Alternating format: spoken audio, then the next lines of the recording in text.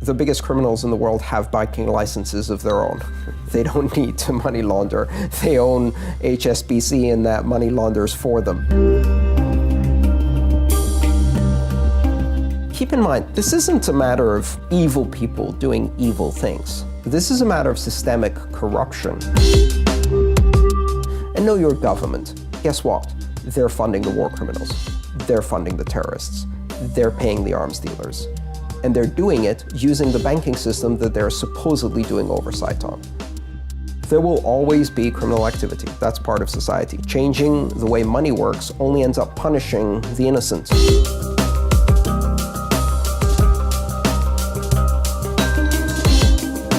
If the government can watch everything you do, if they can watch every time you spend money, their ability to control your behavior is enormous. And it will put people at the mercy of a system in which, at a flick of a binary switch, you can become a non-person. Went to the wrong website, attended the wrong protests, associated with the wrong political party, expressed support for the wrong idea, off. You no longer exist. That's scenario A.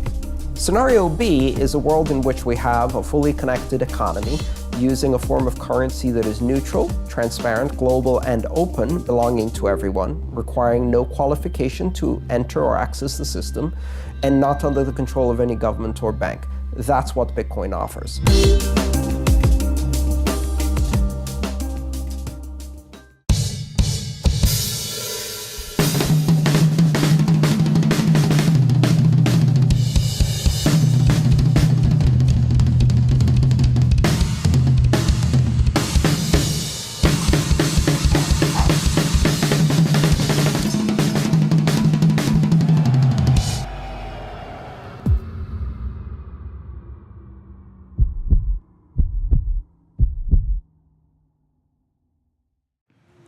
This week on the show, we have Andreas Antonopoulos, one of the most well-respected figures in the world when it comes to Bitcoin and cryptocurrencies. He spends 365 days a year traveling the world, talking about this technology. He's been on the Joe Rogan Experience 4 different times.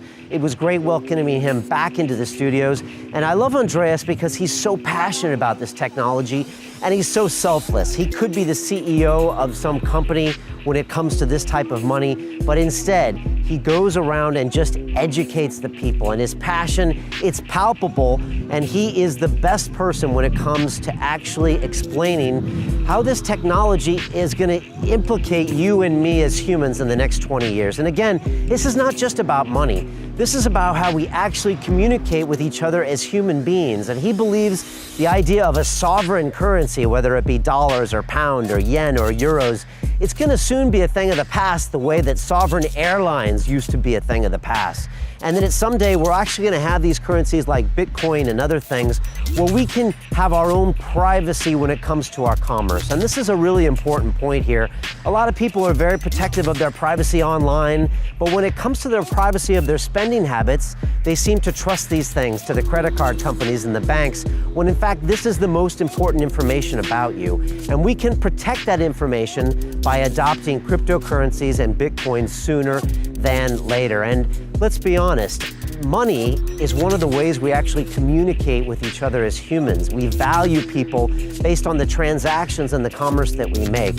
And so it's really an essential human right, having our privacy and freedom to spend as we wish. And Andreas talks about this. We got really personable about what it's like to be him, the struggles that he has as a human being, what it's like to really be living out of a suitcase, and how he finds it very free to get rid of all the things in his life.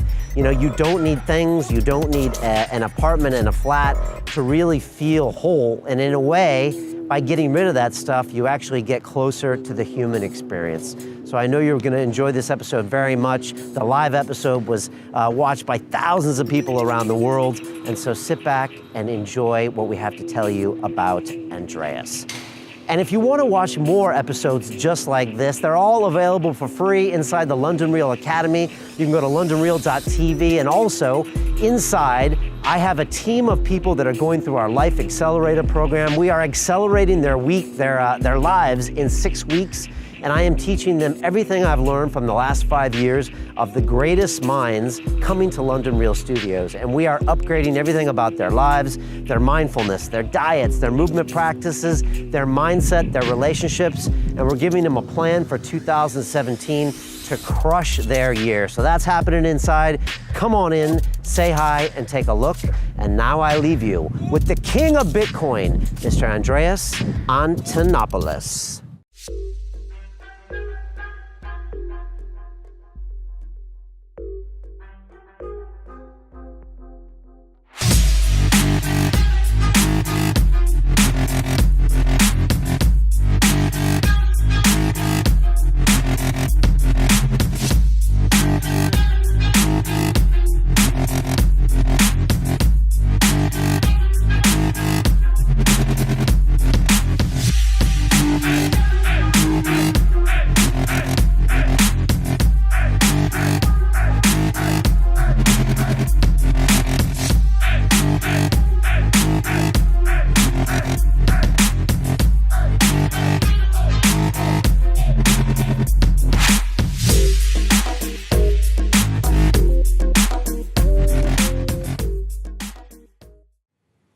This is London Real. I am Brian Rose. My guest today is Andreas Antonopoulos, one of the most well-known and respected figures in the world of Bitcoin and cryptocurrencies. You travel the world 365 days per year, proselytizing the benefits of the blockchain, and have appeared no less than 4 times on the Joe Rogan Experience. Your latest book, The Internet of Money, explains in detail why Bitcoin matters. Andreas, welcome back to London Real. Thank you so much for having me. I had so much fun last time, I had to come back. Love having you here. Our audience loves you. I think the internet loves you for a good reason, because you're spreading a valuable message. Bitcoin just hit $750. My British pound is dropping in value, going in the toilet. What should I do? What is going on with the world? Well, what's going on with the world is that the system of central banking is now experiencing a worldwide crisis that's completely unprecedented. It's never happened before. You have, I think, about $25 trillion of bonds that are now negative yield, several interest rates that are negative, and dozens of central banks around the world, currency crisis after currency crisis. Right, and negative interest rates, for people that don't know, means that you give them money. And to hold your money. To hold your money. So you pay them interest to hold your money. Yes. The opposite of anything we've known in the last few hundred years, or ever, really. Yes. In fact, orthodox economics used to say that negative interest rates are impossible and you shouldn't even approach the zero bound for very long. And yet now you have more than 20 central banks at the zero bound, some in negative interest rates. You know, I sometimes start my talks and I say, I'm going to talk to you about a radical monetary experiment. And everybody thinks I'm going to talk about Bitcoin. And I say the radical monetary experiment is that more than 20 central banks have their interest rates at negative. This has never happened before.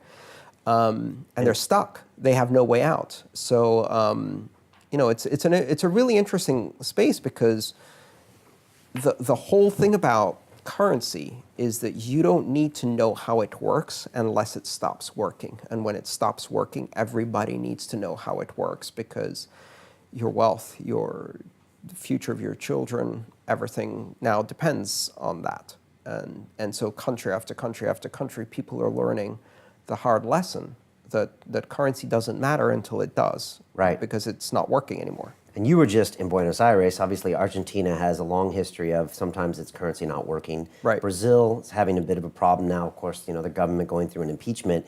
And I heard you also mention, you know, Britain and Brexit and the pound in that same sentence when you were talking to Rogan. And it shocked me. And then I realized, wait a second, our currency is down, you know, 20% on the year, which for a G7 country is shocking.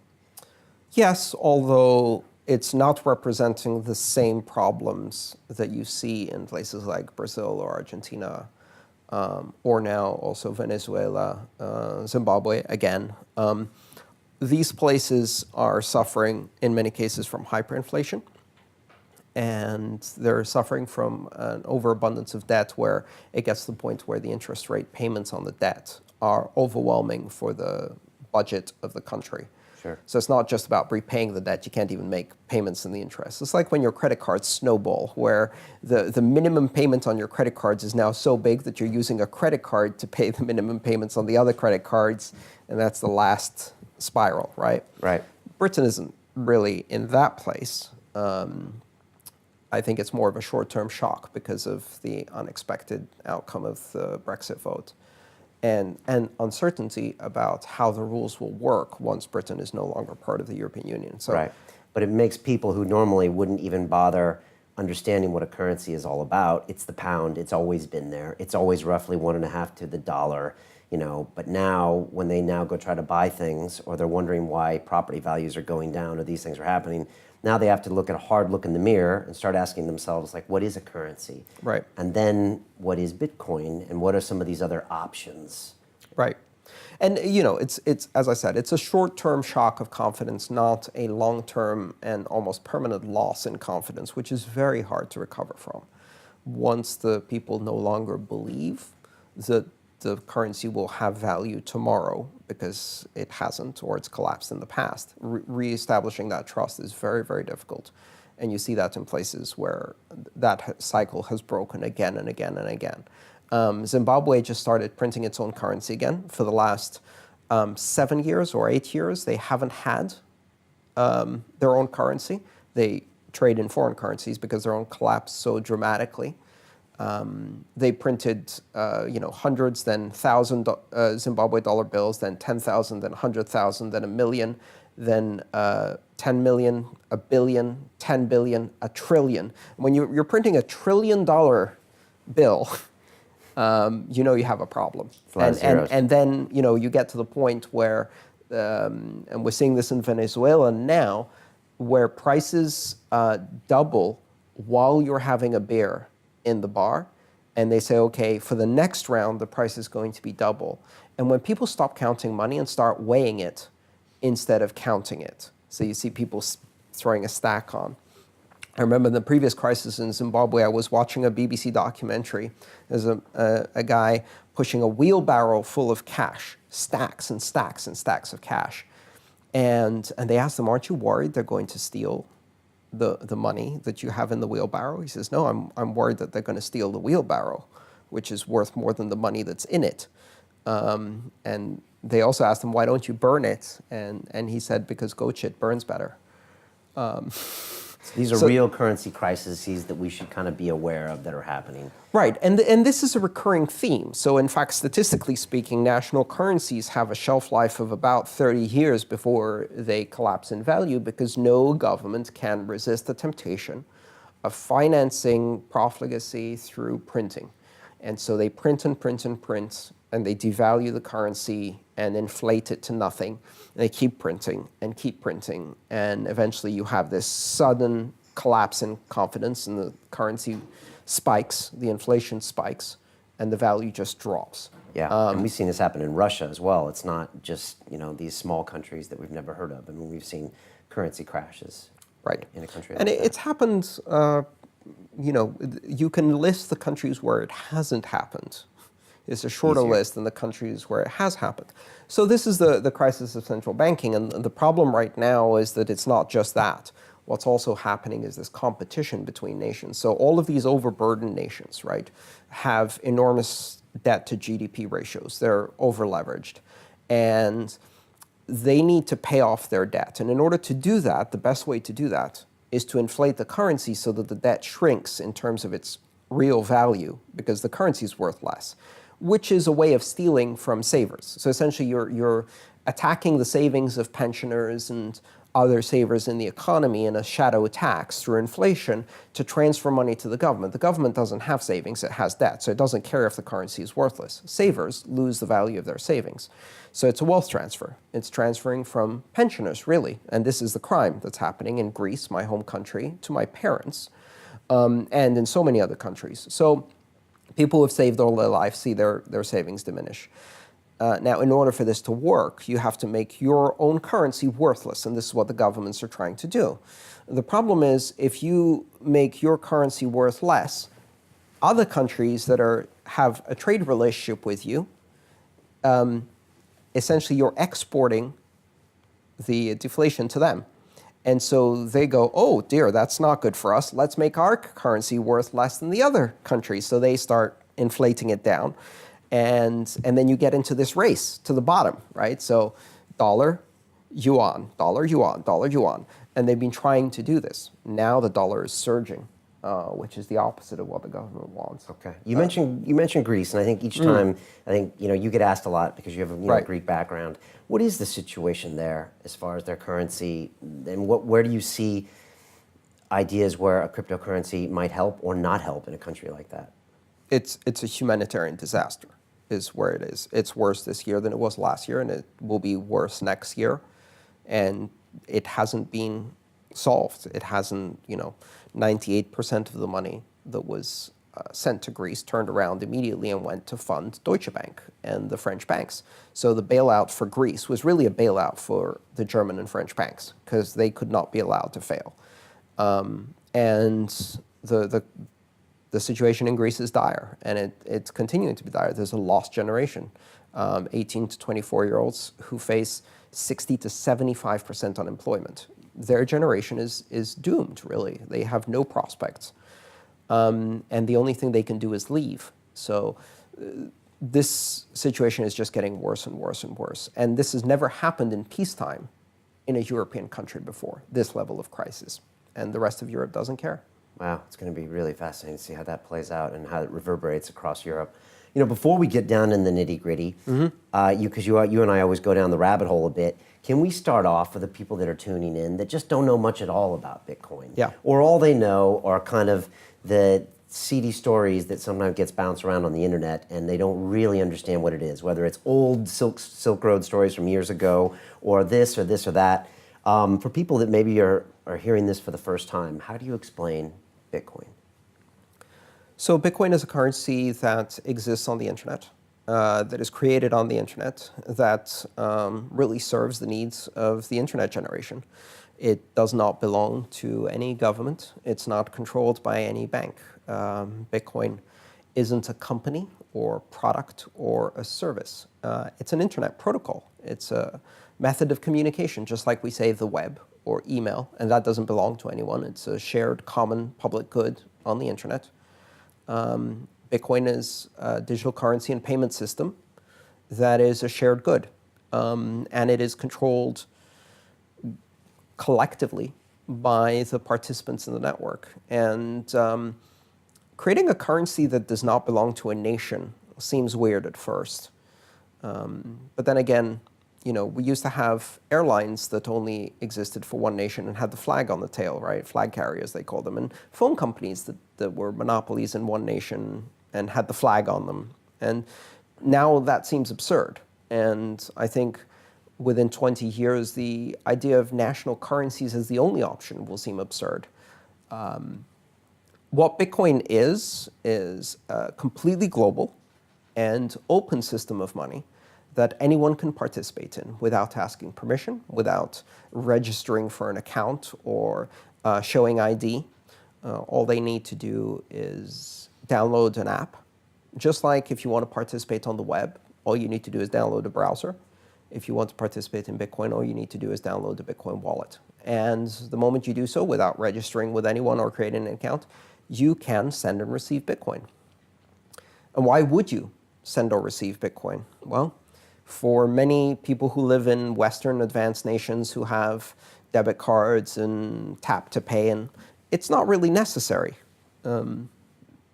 But in a broader sense, we live in a world that is very fragmented, where money faces borders, very hard borders, strict lines of demarcation between countries and currencies. And you have these national currencies that are badly managed by governments and banks in countries where there is very little difference between a government, a bank, and an organized crime syndicate. All three are the same. The governments are organized crime syndicates. Zimbabwe, the banks, maybe, case in point. And dozens of countries are like that. Right. And so what happens when they have a crisis is they take the entire population hostage with them. They shut down the borders. They create currency controls. You can't withdraw money from the ATMs. You can't exchange money for another currency. You go with the ship and sink down with it. And what's interesting is that Bitcoin is one of those things that actually offers a safe haven in that particular situation. But it also allows people who have never had a bank account to connect to a global financial system simply by downloading an application on a very, very simple smartphone or even using text messaging. And there's more than 4 billion people who are in that situation. So the vast majority of the human population have not no banking, but very limited banking facilities, single currency with strict conditions on what they can import and export. And Bitcoin bypasses all of that. It gives everybody a currency that is open and global. And so that creates some very interesting conditions in the world. It allows us to create a kind of unified financial system that exists outside of the mandates of government, that is completely private and is very empowering for individuals. And it scares the hell out of governments and banks. It scares the hell out of governments that find it peculiar to have people in control of their own money, at which point you should really ask yourself, what kind of government is that doesn't believe in freedom of association, freedom of expression, freedom of commerce? That's more of an indictment of that kind of government than it is of Bitcoin. If your government is afraid of Bitcoin, you should ask yourself, what kind of government do I have? Most liberal governments are not afraid of Bitcoin. They see it as an opportunity for growth and jobs, and they call the industry fintech, the cornerstone of technology. And in fact, they should see it that way. Fintech, yeah. This is one of the things that can compete with banks. And banks really need competition, right? They're way too comfortable with their power and established systems, right? So we're in probably the global financial center for banking, second or maybe the same as New York City, but we have a lot of international currency trades here in London. Yes. We're pretty much in the center of fintech because we're in Shoreditch, which is where technology always started here because of the cheap rents. So I've interviewed countless fintech CEOs in here that are trying to disrupt the pension market, I've had TransferWise in here, their CEOs, trying to disrupt currency exchanges in banks by going peer-to-peer. But the funny thing is that a lot of them stay away from Bitcoin. Yes. And at the same time, and I'd love to hear your thoughts on it, sometimes the banks dip in a little bit. And as I know you've said before, they'll say, oh yeah, well, we don't want to talk about the Bitcoin, but we want to talk about the blockchain. And they kind of, I don't know, maybe choose and pick based on politics or, marketing, or I don't know. What am I seeing flush out in those movements and those ideas? Well, I think it's important to realize that because Bitcoin is not owned or controlled by anyone, it's not very appealing necessarily to companies that want to carve out a niche in the market and control it. They have to take a much bigger leap of faith. It's a decentralized, very disruptive technology that flies in the face of every regulatory system that exists. And so at the moment, that's a bit outside of the comfort level of most businesses, which is fine by me. Because to the audience that I think we should care about, which is the vast unbanked in the world, the people who suffer under hyperinflated currencies,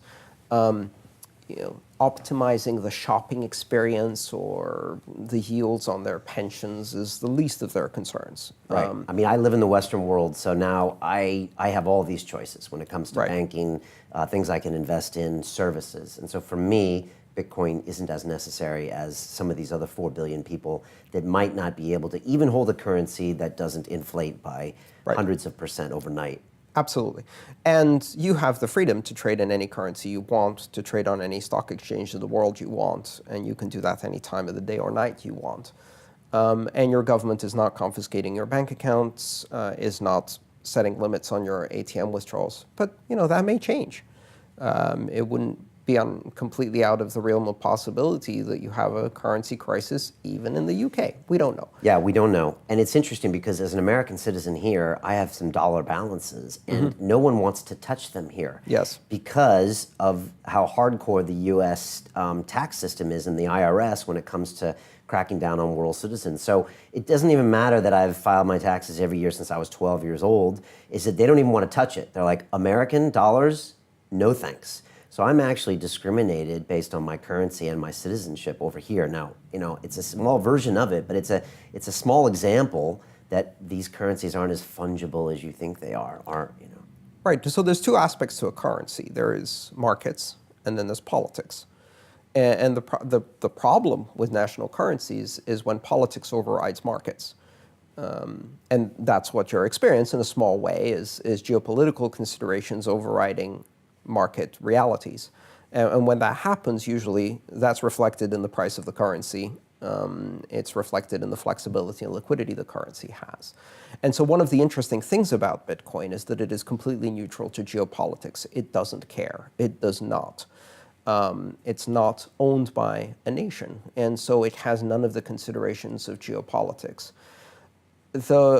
That becomes more and more important the more geopolitics start affecting markets, right? So if you have a resurgence of the Cold War, if you have a currency crisis within an economic area like the euro, then having a safe haven, having an exit opportunity is important.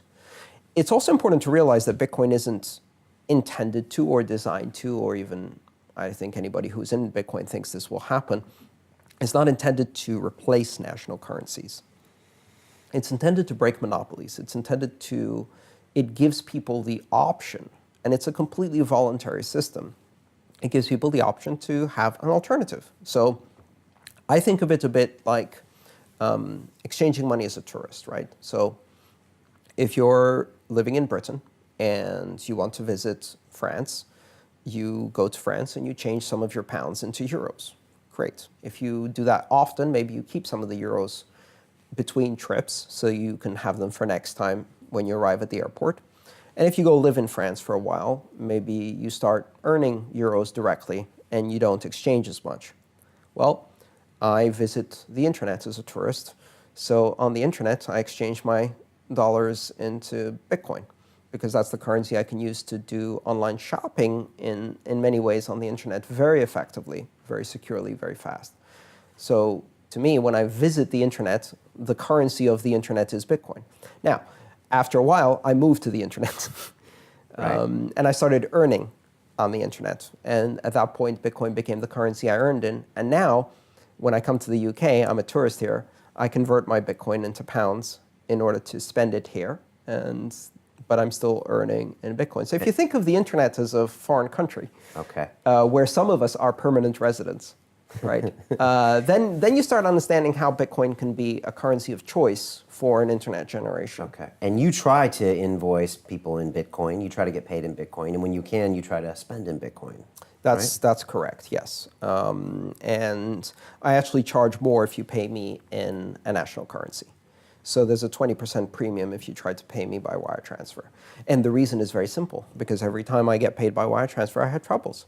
I have difficulties. The bank loses the wires, they get the wrong information, they send it to the wrong account, it's in the wrong currency, and it takes weeks, and it takes several phone calls. And when I get paid in Bitcoin, it's instantaneous, or near instantaneous. Within 10 to 30 minutes, the funds are cleared in my account, ready to spend, day or night. 24/7, 365.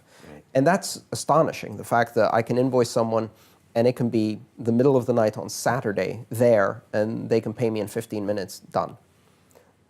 So because of that experience, I started charging a premium. At first I said 10%, and they found it easier to pay me the extra 10% instead of paying me in Bitcoin. So I'm like, that won't do, so I raised it.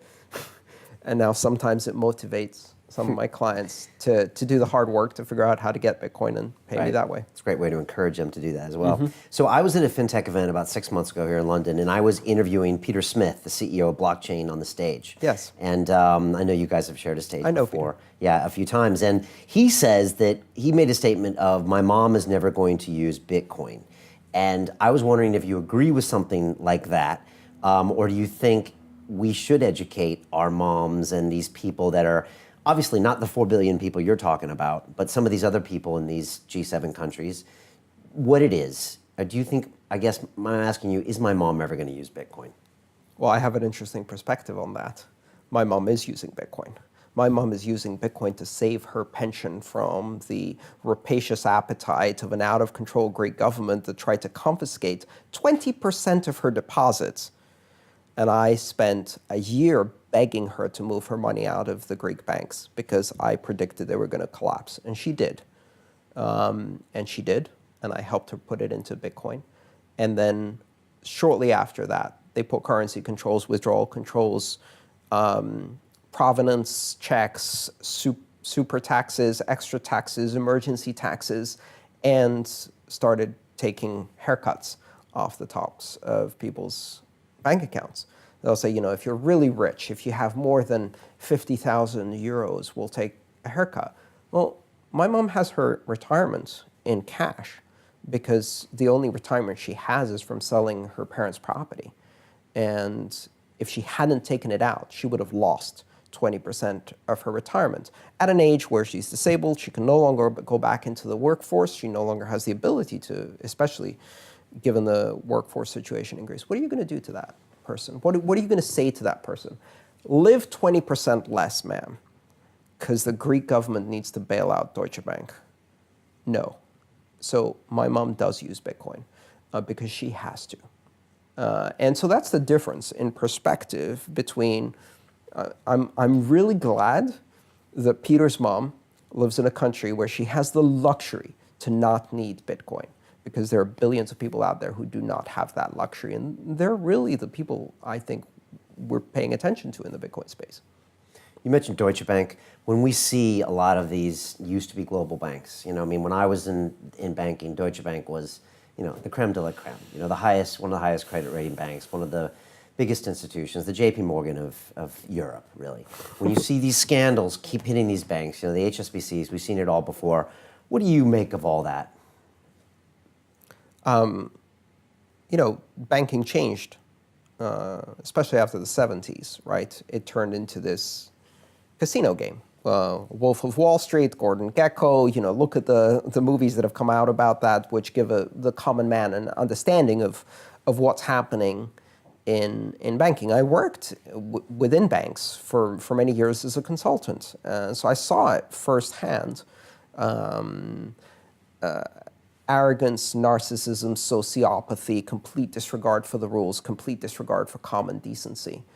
It's not just a matter of being corrupt. It's a matter of being so corrupt that you are willing to sell your own customers junk that you know is junk while shorting that junk through the other trading desk and rig the interest rates and rig the precious metals and rig the markets one after the other. And why? Because they know they will get away with just a slap on the wrist and a fine. And they just incorporate the cost of the fine into their cost of doing business and then leverage up and do it bigger next time because they get bonuses to force them, to push them into taking riskier and riskier and riskier behavior. So, that's the simple truth, right? Even you see recently, we saw Wells Fargo, they discovered the scandal that went back 10 years where the bank was signing up its own customers for credit cards they didn't want because the salespeople were under pressure. They fired people who didn't meet their quotas. They drove them into these corrupt, fraudulent practices. They opened up millions of fraudulent accounts. The CEO walked away with $200 million in bonuses and salaries during the 10-year period because of driving up the stock price. They're not going to go to jail. They actually fired 5,000 of the lowest paid employees in their bank to scapegoat them. And meanwhile, the head of the department walked away with another $150 million bonus, I think. And so the bottom line is the regulatory system in banks is broken. It's completely captured by the banks themselves, and it doesn't serve in any way as consumer protection. And this culture is broken. And the issue isn't just that they're defrauding customers. The issue isn't just that they're gambling. The bigger issue is that the entire financial system is now an extremely fragile, interconnected edifice that is rife with corruption. The whole system is just completely full of corruption. And it's it's at a point where it threatens the stability of the world economy, right? So encouraging these kinds of behaviors or failing to discourage them has led to a system that is now a threat to the global economy. Okay. And Bitcoin isn't going to save us, right? It's not. It's not ready. It's not advanced enough. We've got a much bigger problem than any solution we have right now. Right. And when Trump now takes his Secretary of the Treasury, ex-Goldman Sachs. Of course. What do you think of that? Well, I mean, is anybody surprised? I don't know if anybody actually bought that that ridiculous platform Of anti-establishment, no yeah, more business anti-establishment, as drain the swamp. I mean, come on. Is a billionaire is going to be anti-establishment? Let's be serious. Of course he picked Goldman Sachs to run Treasury. How else? And Hillary would have done the same, right? So nothing changes. This is, as I've said many, many times, the election choices facing Americans were a choice between blue Goldman Sachs and red Goldman Sachs. You can choose the color, but Goldman Sachs is still going to be in charge, and if you think your vote is going to make a difference, you're a fool. There are two ways to express power in this world, voice and exit, as my friend Balaji Srinivasan says. And when voice is no longer sufficient, and sometimes even when it is, exit is a more powerful expression. And exit means get your money out of the system, get yourself out of the system, and reduce your exposure to the ridiculous system as much as you can. Bitcoin is a means to switch from expressing power through voice to exit. And I think that's a really powerful way to do it. Now, does working at Goldman Sachs once in your career make you now not suitable to be Secretary of Treasury? Just to play devil's advocate here, I mean, does it mean that some of the smartest people in banking shouldn't be in that position to know what's up? But it's not just once. These are consummate careerist bankers who have been in and out of the system at several different stages. He wasn't just a Goldman Sachs banker. You look at the previous parts of the resume, and who are you going to get to drain the swamp? The swamp dwellers? They're not going to do the job, right? And keep in mind, this isn't a matter of evil people doing evil things. This is a matter of systemic corruption, because the system itself is geared towards corrupting those who participate, and corrupts them in very subtle ways. They start believing certain assumptions, right? What's good for Wall Street is good for the broader economy, that without these ways of doing things, we wouldn't be successful, or we wouldn't produce growth, or whatever. So it's not as if bankers are evil. Most of the people who work at banks are really nice people. They're really smart people, and I've worked with many of them, and they're really nice. But if you put them in a system that encourages the worst of human behavior, and that's how you get the bonuses, and that's how you keep your job, people gradually start rationalizing, and they rationalize and rationalize and rationalize and become part of the system. And no better than senior executives or managing directors at Goldman Sachs. I mean, they can't see the forest for the trees. Right. Yeah, it's been indoctrinated. I know, I grew up in that culture since I was 21, 22. I went to Wall Street, I got handed the phone, and for the next 6 months, I got shown how it was done. Part of that included we try to, rip as much money out of every trade as possible. That's what you try to do. That is the mentality of Wall Street. And maybe any other capitalist system, but there it just can get really out of hand really quickly. And risk-taking as well. I mean, banks started off as institutions to hold deposits. Right. And in the 70s, like you said, in the 80s, they morphed into these casinos. Well, it was the Glass-Steagall Act. Yeah. It was repealed by Bill Clinton. Yeah, and that was the beginning of the end. Yeah, and that made it even worse. But before that, people were taking these balance sheets and just putting these huge bets, because that just seemed to be the convenient place to do it at the time. Oh, this is the bank, has all these bonds. Well, let's quadruple up and see what happens next. And when I was there, you got paid an annual bonus on how much you made. Now, if you lost a lot of money, you might get sacked, and then you'd go work for Bear Stearns. And then if you made a lot of money, you would get a chunk of it. And so it's in your interest to take a lot of risk.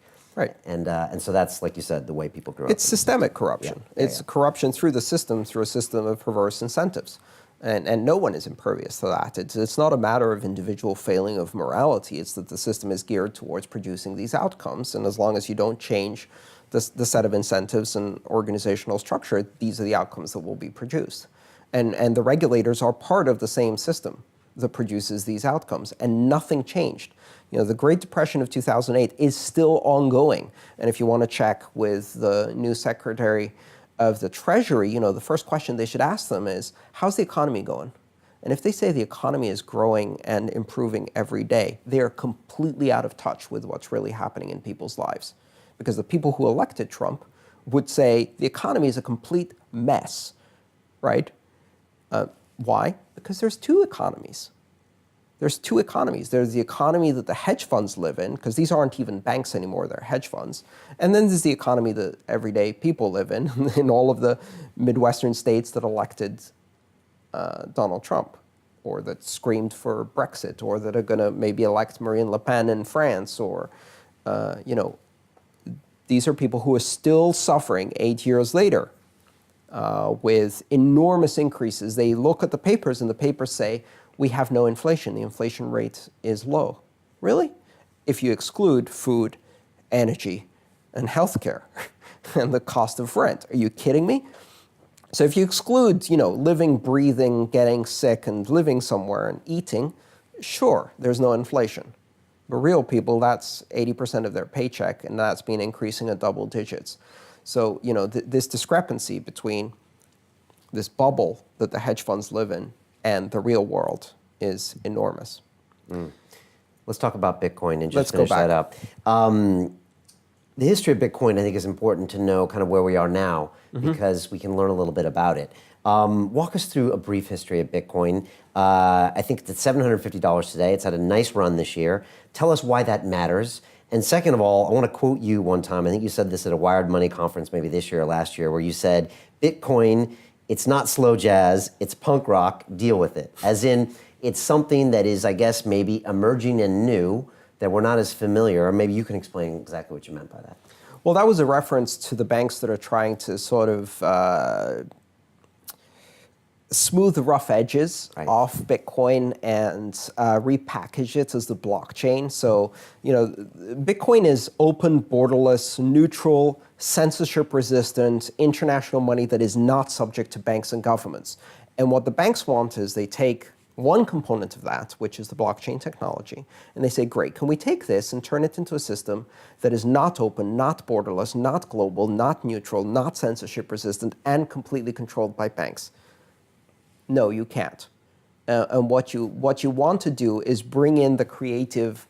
It's like when they try to do innovation, right? They bring in the creative genius and they say, we love your ideas. We love how independent and creative you are. Now, cut off the ponytail, shave, take off the leather jacket, put on a suit, sit in front of our board, and compromise until you're an empty shell. and then they ask, why is innovation failing within our company?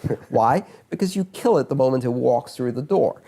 And this is the same thing with Bitcoin. They want Bitcoin for all of the things, except for all of the things that it is, right? They want blockchain as long as it doesn't do any of the things that the Bitcoin blockchain does, which is empower individuals to get free of the control of banks. And so it's ironic. And that was the essence of my message. Now, in terms of the price and the history of Bitcoin, I think it's really important to not focus on the price itself. The price is important in that it determines the amount of liquidity, the amount of economic activity and investment. Sure, absolutely. And I see a very clear correlation. Every time the price goes up, I sell books, I sell conference engagements, I get more hits on YouTube, all my metrics go up, right? So in some ways, I get kind of whiplashed back and forth because of the price. But the really interesting history of Bitcoin is in the development of the technology. As a technology, Bitcoin has been going through this growth phase very similar to where the internet was in the early 90s. So the core technology maturing, getting more and more robust, getting more and more secure, every attack strengthening the system.